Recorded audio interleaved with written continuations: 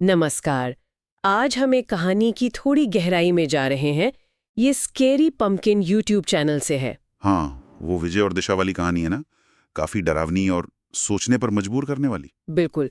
ये कहानी विजय की है, जो दिल्ली आता है कोचिंग के लिए और फिर उसे एक लड़की मिलती है, दिशा। हमारे पास इसका ट्रांसक्रिप्ट है और हम सिर्फ कहानी सुनाएंगे नहीं, बल्कि समझने की कोशिश करेंगे कि इसमें क्या चल रहा है।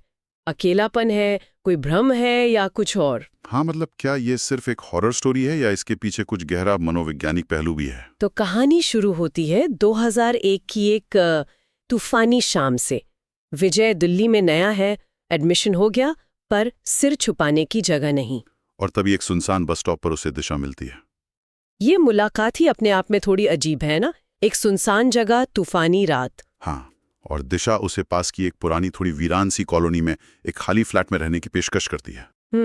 विजय पहले थोड़ा हिचकिचाता है, क्योंकि दिशा कब्रिस्तान वगैरह की बातें करती है, कुछ पैरानॉर्मल अनुभवों की भी। लेकिन शायद मजबूरी में या दिशा के प्रभाव में वो मान जाता है। बिल्कुल। और वो कॉलोनी भी काफी अजीब है। ज्यादातर मकान खाली से लगते हैं, एक खामोशी है वहां। दिशा उसे चेताती भी है कि भाई यहाँ बाहरी लोग आते जाते नहीं हैं और पड़ोसियों को परेशान मत करना। ये चेतावनी भी थोड़ी अजीब है। मतलब क्यों नहीं आते लोग? क्या छुपा रही है दिशा? हाँ, फिर धीरे धीरे विजय और दिशा करीब आ जाते हैं, साथ रहने लगते हैं एक तरह से। पर दिशा का बर्ताव थोड़ा पॉजेसिव सा होने लगता है, हक जताने वाला। हाँ। और विजय जब भी कॉलोनी के सन्नाटे या दूसरे लोगों के बारे में पूछता है तो वो बात टाल देती है। ऊपर से एक और बात, विजय को छत पर अक्सर एक आदमी घूरता हुआ दिखता है। अच्छा, ये कहानी में एक और परत जोड़ता है। यहाँ देखिए, मनोवैज्ञानिक तनाव और शायद अलौकिक लगने वाली चीजें, ये सब मिक्स हो रहा है। विजय का अकेलापन, एक नए शहर में असुरक्षा की भावना, ये उसे दिशा पर शायद ज्यादा निर्भर बना रही है। सही कहा। और कॉलोनी का माहौल, दिशा का बर्ताव, वो घूरता आदमी, ये सब कहीं ना कहीं खतरे का सिग्नल तो दे रहे हैं। कहानी में असली मोड़ तब आता है जब करीब 1 साल गुजर जाता है और विजय अपने दोस्त मोहन को अपने फ्लैट पर लाता है। हाँ, ये बहुत अहम हिस्सा है कहानी का। मोहन के लिए वो फ्लैट एक साफ सुथरा घर नहीं है। उसे वो जगह एक खंडर जैसी दिखती है, गंदी, जालों से भरी, दीवारों पर सीलन। बिल्कुल उलट जो विजय देख रहा था या महसूस कर रहा था। हाँ, ये बड़ा टकराव है। एक ही जगह 2 लोगों के लिए बिल्कुल अलग। यहाँ सवाल उठता है, क्या विजय इतने समय से एक भ्रम में जी रहा था, एक तरह के हैलुसिनेशन में? लगता तो है। और जब विजय अपनी बात साबित करने के लिए दिशा का पैक किया हुआ टिफिन दिखाता है, तो उसे खोलते इस बिचकेल बदबू आती है और कीड़े रेंगते हुए मिलते हैं। ये तो विजय के लिए एक शॉक रहा होगा, उसकी पूरी सच्चाई हिल गई होगी। बिल्कुल। फिर वो लोग दूसरे फ्लैट्स देखते हैं कॉलोनी के, सब खाली, वीरान, खंडहर। और फिर वे उस घूरने वाले पड़ोसी से मिलते हैं छत पर। अच्छा, उस आदमी से? वो क्या कहता है? वो कहता है कि विजय हमेशा छत पर अकेला होता था, हवा में बातें करता हुआ दिखता था। और वो साफ मना कर देता है कि उसने विजय के साथ कभी किसी लड़की, मतलब दिशा को देखा ही नहीं। तो ये तो विजय की दुनिया को पूरी तरह से तोड़ देता है। मोहन का अनुभव, पड़ोसी की गवाही, जिस लड़की के साथ वो साल भर से रह रहा था, वो दूसरों के लिए थी ही नहीं। ये सोचना भी मुश्किल है कि विजय पर क्या बीती होगी उस वक्त। हाँ, जाहिर है।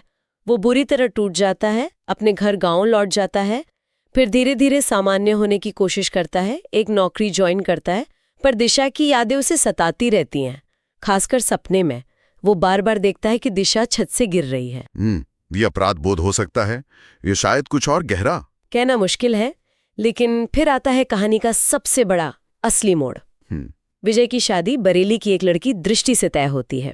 ओके। सगाई के फंक्शन में दृष्टि उसे अपनी बड़ी बहन की तस्वीर दिखाती है। और वो कौन है? दिशा। हाँ, वही दिशा।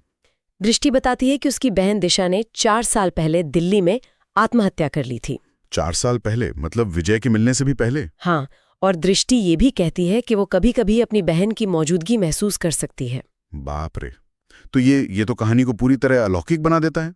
मतलब क्या विजय वाकई एक आत्मा के साथ रह रहा था? सवाल तो यही उठता है, और अंत तो और भी भयानक है। शादी की रात जब विजय दृष्टि का घूंघट उठाता है तो उसे दृष्टि के चेहरे पर दिशा दिखती है। उसका चेहरा भयानक हो चुका है और वो कहती है, कहा था ना जान, तुम्हारा साथ मैं मर कर भी नहीं छोड़ूंगी। ओह, ये तो रोंगटे खड़े कर देने वाला अंत है। बिल्कुल। तो ये कहानी जो एक बस स्टॉप पर शुरू हुई थी, वो भ्रम, प्यार, अकेलेपन और शायद अलौकिक कब्जे की एक बहुत ही डरावनी तस्वीर पेश करती है। और वो सवाल वहीं का वहीं रह जाता है, ये सब विजय के अकेलेपन, उसके तनाव का नतीजा था? एक मानसिक भ्रम, या फिर दिशा की आत्मा वाकई मौजूद थी, किसी अधूरे प्यार या शायद बदले के लिए विजय से जुड़ी हुई? कहानी हमें कोई सीधा जवाब तो नहीं देती। शायद यही इसकी खूबी है। हाँ, ये सोचने पर मजबूर करती है कि अतीत के जो घाव होते हैं या जुनून होता है, वो किसी इंसान पर किस हद तक हावी हो सकता है मौत के बाद भी। और ये जो असलियत और भ्रम के बीच की महीन सी रेखा है, वो कितनी आसानी से मिट सकती है ना? बिल्कुल। एक बहुत ही बेचैन कर देने वाली कहानी।